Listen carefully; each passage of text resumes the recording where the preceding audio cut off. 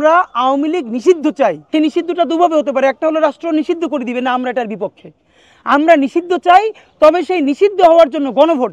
7 মাস হয়ে গেছে আমাদের জুলাই গণহত্যার, এখন পর্যন্ত আমরা কোনো দৃশ্যমান বিচার শুরু করতে পারি নাই।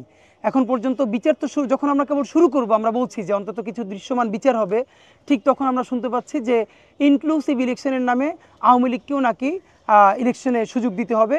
তো গুড আওয়ামী লীগ আর ব্যাড আওয়ামী লীগ এরকম একটা নতুন ন্যারেটিভ নির্মাণ করবার চেষ্টা করছে। আপনাদেরকে আমরা জানাই, দেখেন গত 6 মাসে ইনকিলাব মঞ্চের ভাই বোনেরা কমপক্ষে 55টার অধিক রাজপথে প্রোগ্রাম করেছে শুধু এই দাবিগুলোকে সামনে নিয়ে। যে দাবিগুলোর মধ্যে আমরা সর্বশেষ 5 দফা দাবিতে গত কয়েকদিন আগে একটানা 3 দিন জাদুঘরের সামনে আমরা লাগাতার অবস্থান কর্মসূচি করেছি।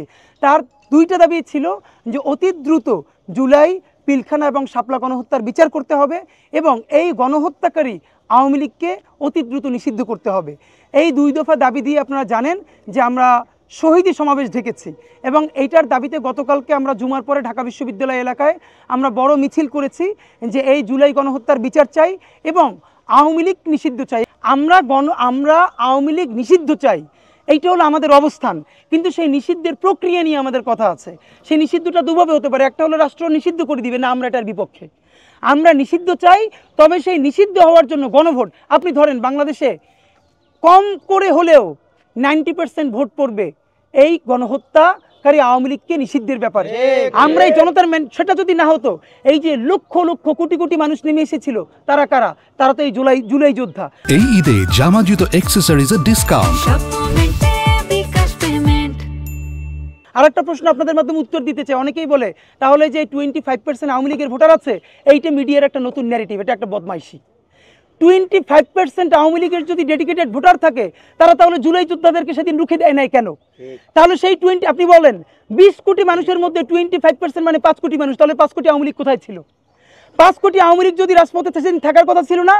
আমরা মনে করি এই গণহত্যা করবার পর আওয়ামী লীগের ভোটার আছে বাংলাদেশে সর্বোচ্চ 5%, ম্যাক্সিমাম হলে 10%। বাকি সবাই এই গণহত্যার দায়ে আওয়ামী লীগকে ত্যাগ করেছে। সুতরাং যেই আওয়ামী লীগ বাংলাদেশ, অনেকে বলে তাহলে সেই ভোটারদেরকে তারা কি করবে? এখানেও আমরা উত্তর দিচ্ছি, গুড আওয়ামী লীগ আর ব্যাড আওয়ামী লীগ নাই। আওয়ামী লীগ মানেই গণহত্যাকারী, জেনোসাইডার।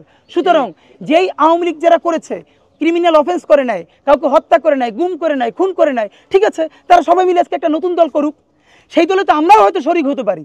কিন্তু আওয়ামী লীগ নামেই আপনাকে নির্বাচন করতে হবে, এইটা তো হতে দেওয়া যায় না। বাংলাদেশে ন্যূনতম জুলাই যোদ্ধারা বেঁচে থাকতে আগামী নির্বাচনের ব্যালটে নৌকা মার্কার আওয়ামী লীগ ইনশাল্লাহ থাকতে দেয়া হবে না। হয়তো ব্যালটে আওয়ামী লীগ আর নৌকা মার্কা থাকবে, নইলে বাংলাদেশের জুলাই যোদ্ধারা বেঁচে থাকবে ইনশাল্লাহ।